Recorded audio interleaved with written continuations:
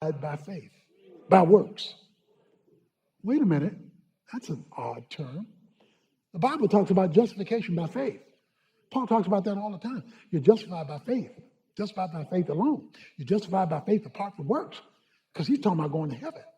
But now we have a whole different use of the word justification in James 2. He says there's a second justification by works. The justification by faith has to do with eternal destiny.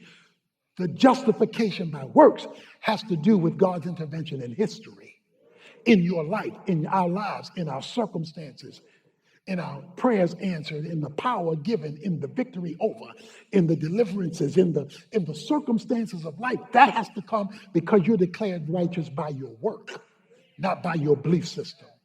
He says that his faith was perfected.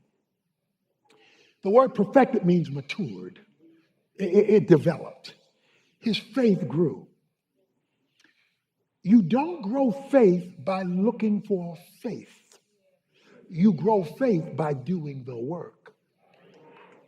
Because by his work, his faith was perfected. It matured. He had a bigger view of God. He had a bigger view of God's power, purpose, intervention. It all grew. If you want more faith, do more work. That is not just busy work, but the application of biblical truth in life's decisions. That is called obedience in Scripture. When the work is tied to the faith, then the faith grows. In the Olympics, you have high jumpers. They can jump about 8 feet, springing off the ground. But you also have pole vaulters. Pole vaulters can go 18 feet. High jumpers, about 8 feet. Pole vaulters, 18 feet. That's because a pole vaulter has a pole. And when they run and they put the pole in the box, the pole bends and the pole springs them higher than they could ever jump on their own. Work is your pole. He says you can only go so far with faith alone. But when you grab the work and attach it to the work propels your faith to a higher level than it existed previously. And that work typically is called for in a trial. It's typically called for in a trial. So he says, and Abraham was called a friend of God. Now, I know we like to sing the song, I am a friend of God. That's a lioness song. A lot of God's children are not friends of God. To be a friend of God speaks of an intimacy that has been developed because of the growth of faith and your experience of God intervening in your circumstances. If God is not intervening, his presence is not being manifested, it's because the intimacy is not there. But when the intimacy is there, two things happen. God in the Old Testament called Abraham his friend, but then people saw all that God was doing in Abraham and they said, he must be a friend of God. Has anybody ever called you a friend of God because they saw what God was doing in you and through you that benefited you and from you benefited others too? Because the hookup is so tight and so close that it becomes visible in history, not just academic in the head. It is a relationship that is obvious. So a lot of Christians aren't God's friends. Some of you, and some of us have kids and they're not our friends. They're our child.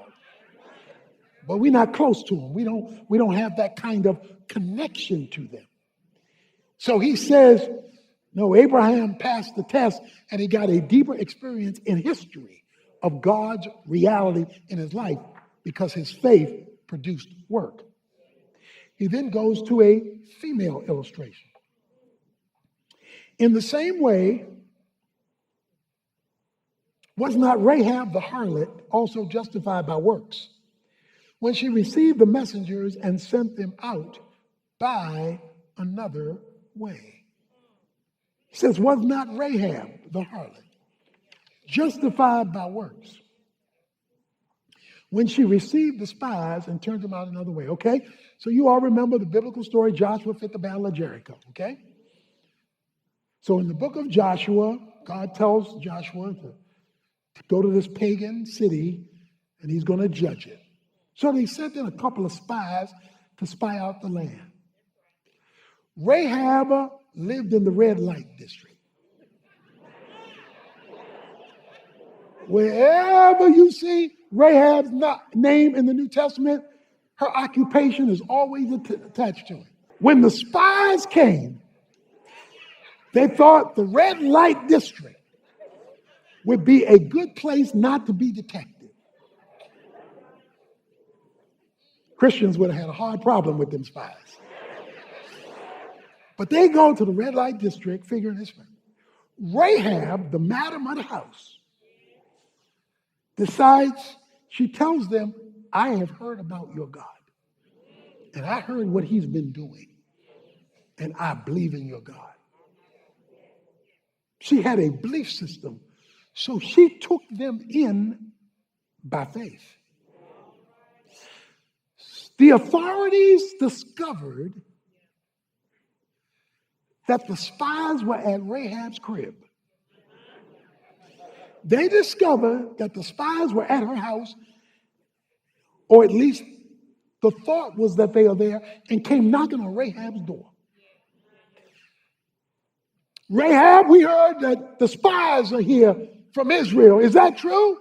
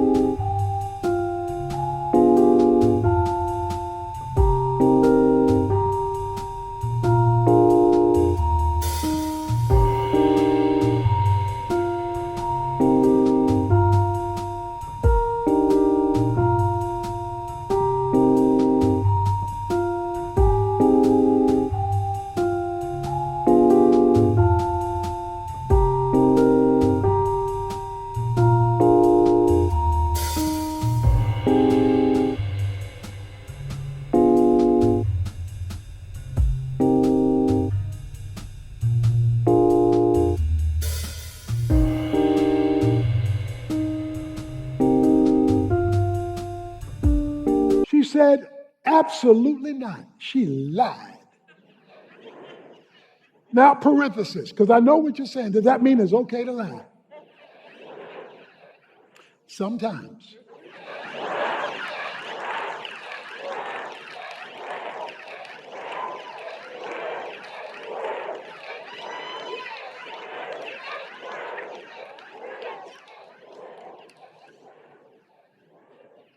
Now, some of y'all took that further than it was intended.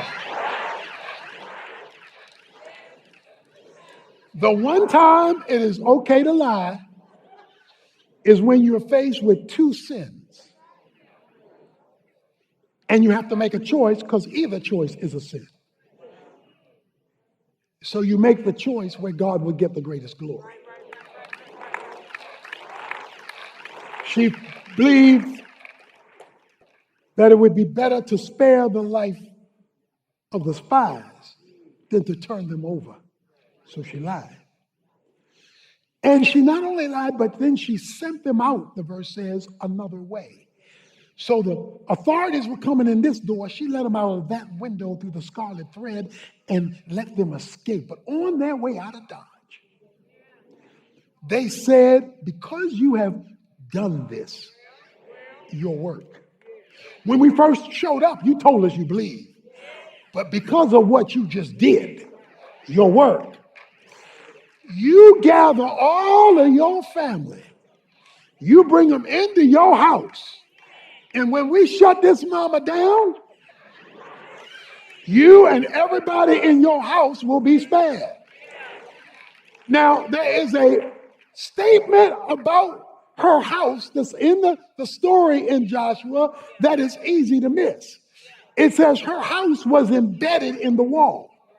So her house was attached to the wall. That means that when the walls of Jericho fell down, there was a piece of the wall still standing. There was a piece of the wall still operating because her house was attached. And because of that, this piece was testimony that God can cover you in history when everything is collapsing around you. God can cover you in history when everything is falling apart around you and your family, because everybody in the house was covered. But not only that, God not only saved her life, he changed her legacy and he changed her destiny. Because Rahab the hoe, Rahab the harlot, Rahab the prostitute, Rahab the lady of the night, where the Bible never lets you forget that that was her background, because every time her name shows up, her previous occupation shows up with it. But it says when Israel left, she left with him. She ran into an architect who put together the architectural structure for the city of Jerusalem. The architect fell in love with a hoe. The architect fell in love with a harlot. He married Rahab. When you read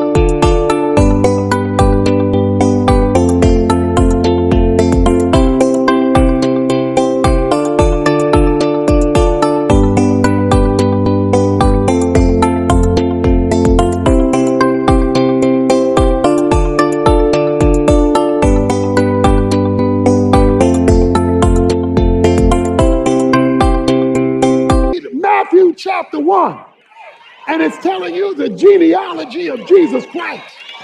Rahab's, the harlot's name is there. She's in the line of Jesus Christ. When you read Hebrews chapter 11, and it tells you about all the great people of faith, Rahab's name is all up in there. So what God tells you is, you may have had a bad background, but if your faith will go to work, I can change your future destiny. I can change where you wind up. Because her faith was working with her work. She didn't just believe it, she moved on it. And when she moved, history got